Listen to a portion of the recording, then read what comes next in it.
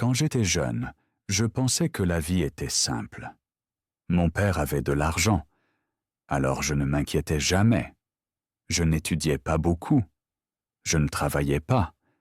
J'avais tout ce que je voulais. Si je voyais quelque chose de joli, je demandais à mon père. Il me l'achetait. Mes amis me disaient de penser à l'avenir. Mais je riais.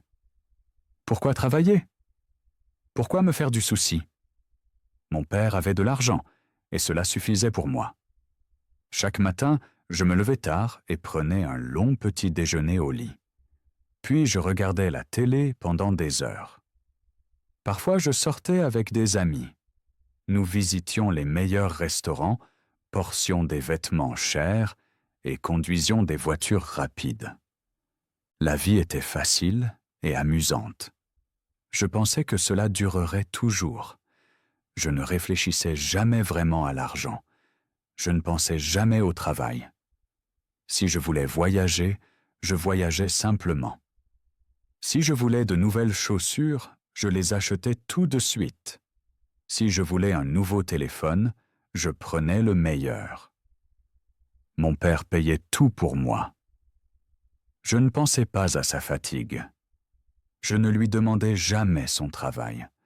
Je profitais juste de ma vie, concentré sur le moment. Je ne pensais jamais à demain, ni à l'importance d'économiser. Un jour, mon père m'appela. Il avait l'air sérieux et je le remarquai aussitôt. Il me demanda de m'asseoir. « Mon fils, nous devons parler, » dit-il. Je souris et répondis « Oui, papa. » Mais son visage ne changea pas.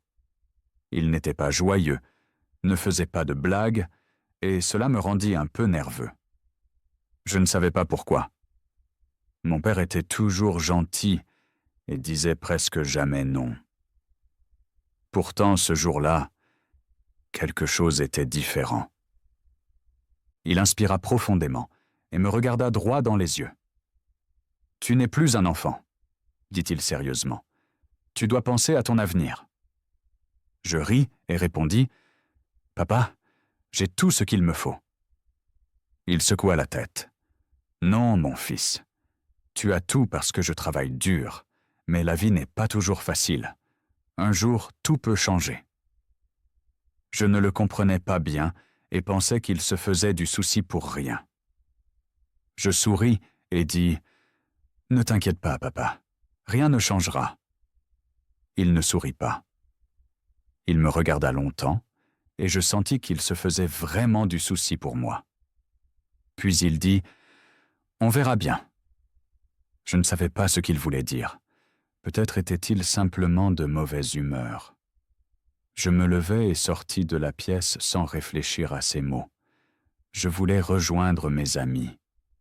Je ris, dépensais de l'argent et profitais du temps, sans voir que la facilité ne durerait pas toujours. Je n'avais aucune idée que ma vie allait bientôt changer radicalement. Le lendemain matin, je me levai encore tard, comme d'habitude. Je m'étirai et pris mon téléphone. Beaucoup de messages m'attendaient. Mes amis voulaient sortir et s'amuser. Je souris et me préparai vite. Je mis mes plus beaux habits, utilisai un parfum coûteux et me sentis superbe. Mais en descendant l'escalier, je vis encore mon père dans le salon. Il m'attendait et son visage était sérieux. Cela m'inquiéta tout de suite. Je ne pouvais m'empêcher de penser que quelque chose d'important arrivait. Un sentiment étrange me gagna quand je vis son visage. « Assieds-toi, » dit-il d'une voix grave. Je soupirai et m'assis. Je sentis aussitôt la pression dans l'air. « Papa, j'ai des projets ?» dis-je plein d'espoir, mais cela ne comptait pas pour lui. Il me regarda droit dans les yeux, et je sentis sa détermination. « Tu n'es plus un garçon, » dit-il avec insistance. « Tu dois comprendre la vie. » Je roulai des yeux et me sentis mal à l'aise. « Papa, je connais la vie, » protestai-je, mais soudain je doutais. Pourtant il secoua la tête. « Non, Tu ne la connais pas, dit-il en se levant. Soudain, il dit quelque chose qui me surprit. Viens avec moi. Je le suivis dehors, sans savoir ce qui le poussait. Il alla vers la voiture, et j'ignorais notre destination. Il ne dit pas un mot, et je restais assis, confus et nerveux. Quand il démarra, je remarquai que la ville semblait différente ce matin-là. Je vis des gens marcher vite, leurs visages sérieux et concentrés. Je vis des balayeurs nettoyer les rues et des vendeurs de sandwichs sur le trottoir. Autrefois, je n'avais jamais remarqué ces scènes, mais ce jour-là, je les vis vraiment. Les gens semblaient occupés, et chaque geste semblait avoir un but. Après un moment, mon père s'arrêta. Nous étions dans un quartier que je ne connaissais pas. Les bâtiments étaient vieux et délabrés. Les rues étaient sales, et les gens paraissaient fatigués et épuisés. Mon père montra un homme qui vendait des fruits. « Regarde-le, dit-il. Il se lève tôt, travaille toute la journée et ne se repose jamais. Il ne se plaint pas. Il travaille dur pour nourrir sa famille. » Je ne dis rien. Les mots me manquaient. Puis mon père me montra une petite boutique. À l'intérieur, une vieille femme cousait des vêtements. « Elle travaille depuis 40 ans, expliqua-t-il. Elle n'a pas beaucoup d'argent, mais elle travaille chaque jour sans jamais abandonner. » Je regardais la femme. Son visage était fatigué, mais elle ne s'arrêtait pas. Je n'avais jamais vraiment vu des personnes comme elle. Je n'avais jamais pensé à leur vie, ni respecté leur lutte. Mon père se tourna vers moi et demanda « Tu comprends maintenant ? La vie n'est pas facile pour tout le monde. Certaines personnes travaillent dur chaque jour sans reconnaissance. » Il me fixa et déclara fermement « Toi, mon fils, tu n'as pas travaillé un seul jour. » Un sentiment étrange me submergea. Je voulus parler, mais les mots restèrent coincés. Je détournai le regard. Pour la première fois de ma vie, je me sentis petit et fragile. Je me sentais différent, comme si une vérité soudain m'apparaissait. Quelque chose en moi avait changé, et je ne pouvais pas l'ignorer. La réalité des gens autour de moi me frappa comme un coup. Nous remontâmes ensuite dans la voiture, et je savais que ma vie allait bientôt changer. Je savais que je ne pourrais jamais oublier les leçons de cette journée. Mon père ne dit rien. Il continua juste à conduire, et je restais silencieux, pensant. Les images du jour restaient dans ma tête. Je voyais l'homme qui vendait des fruits et la femme qui cousait. Je n'avais jamais pensé à des gens comme eux. Je n'avais jamais pensé au travail. Ma vie avait toujours été facile. Mais maintenant, je me sentais différent. Ces pensées me rongeaient. Je ne savais pas bien pourquoi. Au bout d'un moment, mon père s'arrêta de nouveau. Cette fois, nous étions devant un grand bâtiment. C'était son bureau, et j'y étais déjà venu. Mais je n'étais jamais resté longtemps. Je venais seulement quand j'avais besoin d'argent ou envie de quelque chose. Mon père sortit de la voiture et dit « Viens ». Je le suivis à l'intérieur et je sentis tout de suite l'activité. Le bureau était très animé. Les gens allaient vite, les téléphones sonnaient sans arrêt. Des papiers traînaient partout et le niveau de bruit était haut. Mon père me conduisit dans son bureau et s'assit. Il me regarda sérieusement. « Sais-tu ce que je fais chaque jour ?» demanda-t-il. Je haussai les épaules et murmurai. « Tu travailles ?» Il acquiesça. « Oui. Mais sais-tu aussi combien je travaille dur ?» Je restai silencieux, sans savoir quoi dire. Il reprit. « Je me lève tôt, je prends des décisions importantes et je résous des problèmes. Je gère cette entreprise et je fais tout cela pour toi. » En regardant autour, je vis des employés fatigués. Certains écrivaient des rapports, d'autres téléphonaient, et quelques-uns semblaient stressés. Je n'avais jamais pensé à cela. J'avais toujours vu seulement l'argent que mon père me donnait. Je n'avais jamais vu tout l'effort et le travail cachés derrière cet argent. En moi, je sentis monter quelque chose de nouveau. La culpabilité. Puis mon père me donna un petit carnet. « À partir de demain, tu travailleras ici, » dit-il. Je ris, incrédule. « Moi travailler ?» demandai-je, surpris. Mon père ne sourit pas. « Oui, » répondit-il sérieusement. « Tu commenceras tout en bas. Tu apprendras. » J'étais choqué, et je pouvais à peine croire ce que j'entendais. « Mais je n'ai pas besoin de travailler, » protestai-je. Mon père secoua la tête. « Si, » dit-il, « car un jour je ne serai plus là. Et que feras-tu alors ?» Je ne savais pas quoi répondre. Je n'avais jamais imaginé une vie sans mon père. Cette idée me faisait peur. Je n'avais jamais pensé à l'avenir, seulement à mon confort. Mais maintenant, je n'avais plus le choix. Mon père avait décidé, et je sentais que ce moment changerait ma vie. Demain, tout serait différent. Demain, je devrais travailler pour la première fois et découvrir peut-être la dure réalité. Je me sentais soudain très petit et fragile. Et si je n'étais pas assez bon? Et si j'échouais? Ces questions tournaient dans ma tête. Mon cœur battait plus vite en pensant aux défis qui arrivaient. Mais au fond de moi, je sentais aussi une étincelle d'espoir. Peut-être apprendrais-je quelque chose. Peut-être serais-je même fier de moi. Mais la peur restait, et je ne pouvais pas cesser de penser au changement à venir. Le lendemain matin, je me levai tôt. Cela me sembla étrange, car j'avais l'habitude de dormir longtemps.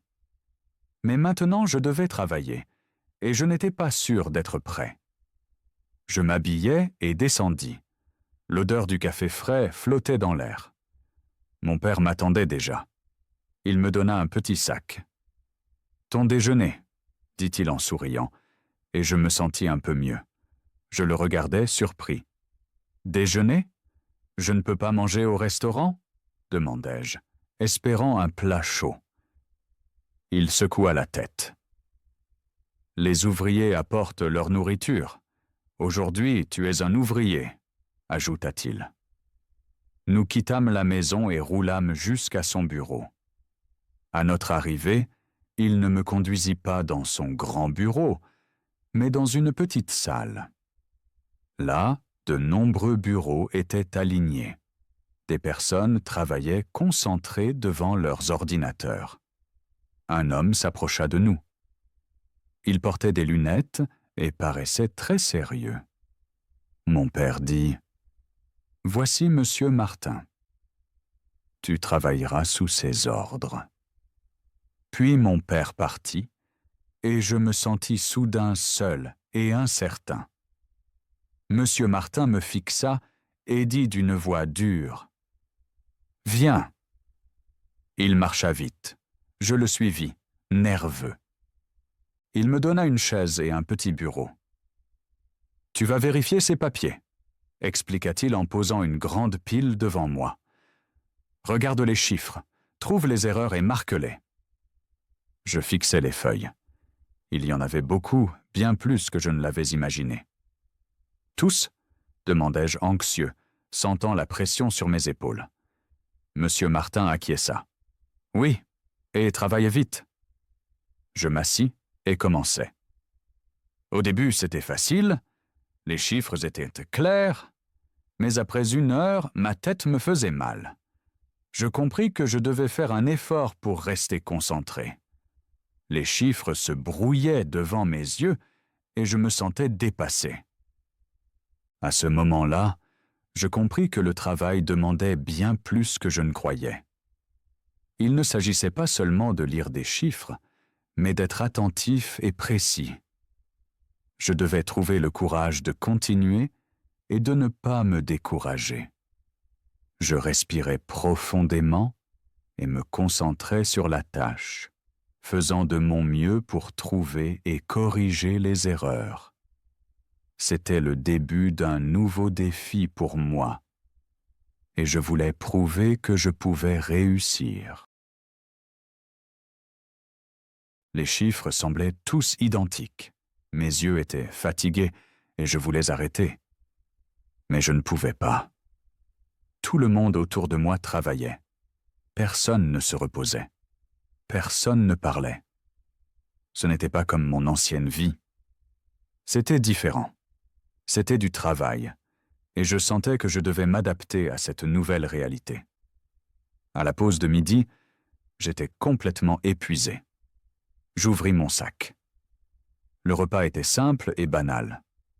Pas de plat cher, pas de boisson spéciale, juste un sandwich et quelques biscuits. Je mangeais en silence et pensais, tout en observant autour de moi. Je regardais les autres ouvriers. Ils mangeaient vite et retournaient aussitôt au travail. Pas de longues pauses, pas de rire, seulement travail et concentration. Mon ancienne vie me manquait. Ma liberté et la légèreté de mes jours me manquaient. Pourtant, je sentais aussi quelque chose de nouveau en moi. Je ressentais du respect pour les gens autour de moi.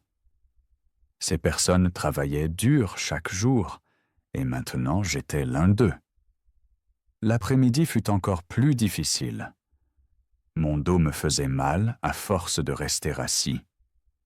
Mes mains étaient fatiguées par l'écriture continue, et je devais vraiment faire un effort. Je voulais arrêter et rentrer chez moi, mais je ne pouvais pas. Monsieur Martin vint à mon bureau et contrôla mon travail. « Il y a des erreurs, dit-il. Recommence. » Je soupirai et voulus protester, mais je ne le fis pas. Je hochai seulement la tête et recommençai, décidé à faire mieux. Je savais que je devais progresser, même si c'était difficile. Quand la journée se termina enfin, je me sentis différent. J'étais très fatigué, mais quelque chose en moi avait changé. Je comprenais mieux combien les gens travaillent dur. Pour la première fois, je compris que l'argent ne vient pas facilement. En quittant le bureau, je vis mon père. Il m'attendait patiemment et je sentis qu'il était fier de moi. Il ne demanda pas comment s'était passée ma journée. Il sourit simplement. Et pour la première fois, je lui rendis son sourire. Pas parce que la vie était facile, mais parce que j'avais gagné ce sourire. Le lendemain matin, je me levai encore tôt, mais mon corps me faisait mal. Mes mains étaient raides et je me sentais épuisé. Je ne m'étais jamais senti ainsi. Je voulais rester au lit, mais je ne pouvais pas. J'avais du travail à faire, et je savais que j'avais maintenant des responsabilités. Je m'habillai et descendis. Mon père était déjà assis à la table. Il me regarda et acquiesça. « Bien, dit-il. » Il ne dit rien de plus, mais c'était différent. Je sentis qu'il était fier de moi, et cela me donna de la force. Mais je continuais à travailler. Je ne m'arrêtais pas. À midi, ma tâche était finie. Monsieur Martin vérifia mon travail et trouva moins d'erreurs qu'avant. « Mieux, dit-il. » Un seul mot, mais il fit du bien. Cela valait mieux qu'un objet cher ou une sortie entre amis. C'était réel, et je n'avais jamais ressenti cela. Autrefois, le travail m'était égal, mais plus maintenant. Pendant la pause, je m'assis avec les autres ouvriers. Le sentiment de groupe était nouveau, Ils parlèrent de leur famille, de leurs soucis et de leurs problèmes quotidiens. Ils riaient et mangeaient vite avant de retourner au travail. Je les écoutais et remarquais que je n'avais jamais pensé à des gens comme eux. Je n'avais jamais imaginé ce qu'ils vivent chaque jour. Mais maintenant j'étais assis avec eux et je me sentais accepté. J'étais devenu l'un d'eux, membre de leur monde. Cela me donnait un sentiment d'appartenance. L'après-midi fut difficile. Monsieur Martin me donna encore plus de travail. « Voyons si tu peux le faire », dit-il avec un regard de défi. Je voulus me plaindre, mais je ne le fis pas. Je hochai seulement la tête, me concentrai et continuai. Les heures passèrent lentement. Mon dos me faisait mal, mes mains aussi, mais je continuais. Je voulais prouver que j'en étais capable, surtout à moi-même. La pression était forte, mais je sentais aussi une nouvelle motivation. À la fin de la journée, Monsieur Martin me regarda. Il ne sourit pas, mais il dit « Pas mal ». 2 mots seulement, mais il comptait beaucoup pour moi. Je hochai la tête et quittai le bureau. Mon père attendait dehors. Il me regarda et demanda « Fatigué ?» Je fis oui, et un sentiment de satisfaction me traversa. Il sourit. « Bien, dit-il. » À cet instant, je compris tout. Je compris pourquoi il m'avait envoyé travailler. Et pour la première fois, je ne voulais plus fuir le travail.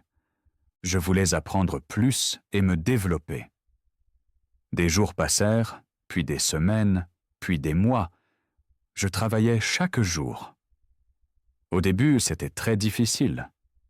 Mon corps me faisait mal, ma tête était fatiguée, mais peu à peu cela s'améliora. Je faisais moins d'erreurs et travaillais plus vite, et je commençais à être fier de mes progrès. Je remarquais que je ne faisais pas seulement mon travail, j'apprenais aussi beaucoup sur moi.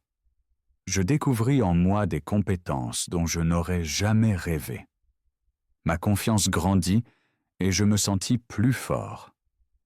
Les défis que je surmontais me rendirent plus expérimenté et plus mûr. Je savais que j'étais sur la bonne voie et prêt à prendre la responsabilité de mon avenir.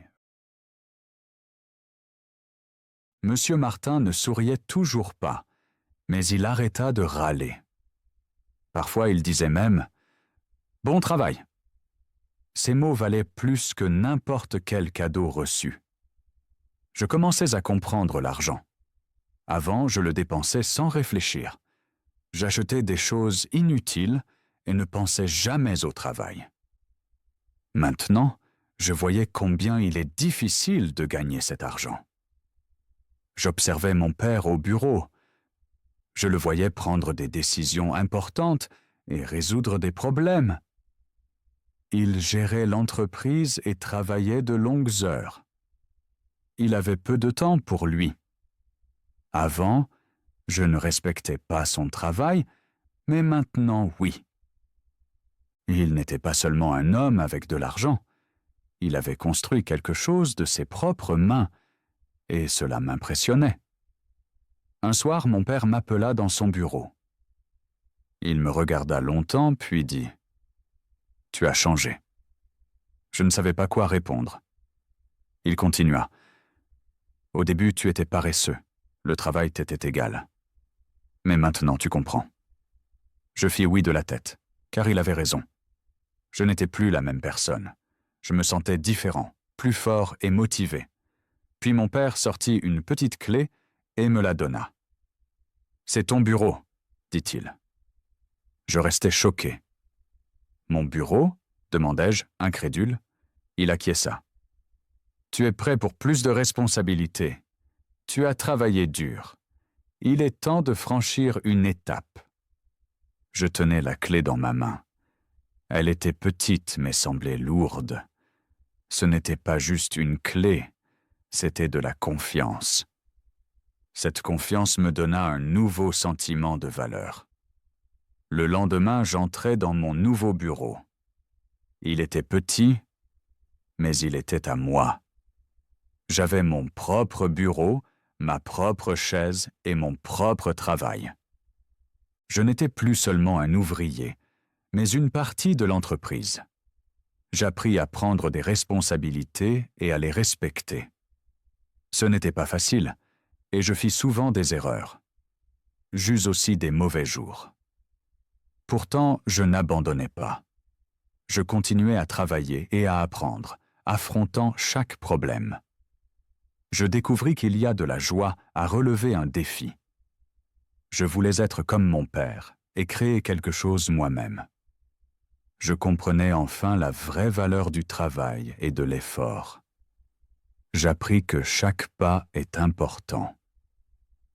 Aujourd'hui, quand je repense à mon ancien moi, je ris.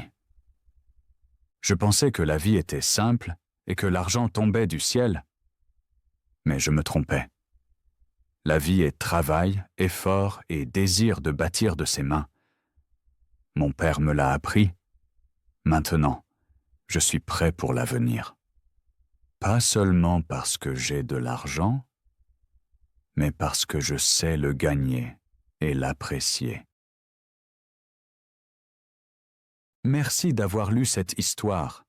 Elle me montre qu'il est important de comprendre la vie et de respecter le travail dur des autres. Souvent, nous vivons dans un monde où nous voyons le bon et ignorons les difficultés. Rencontrer des personnes qui travaillent dur m'a aidé à voir la vraie nature de la vie. J'espère que cette histoire t'a aussi inspiré à réfléchir à tes propres expériences. Peut-être que tes parents t'ont aussi appris la responsabilité et l'effort, comme les miens.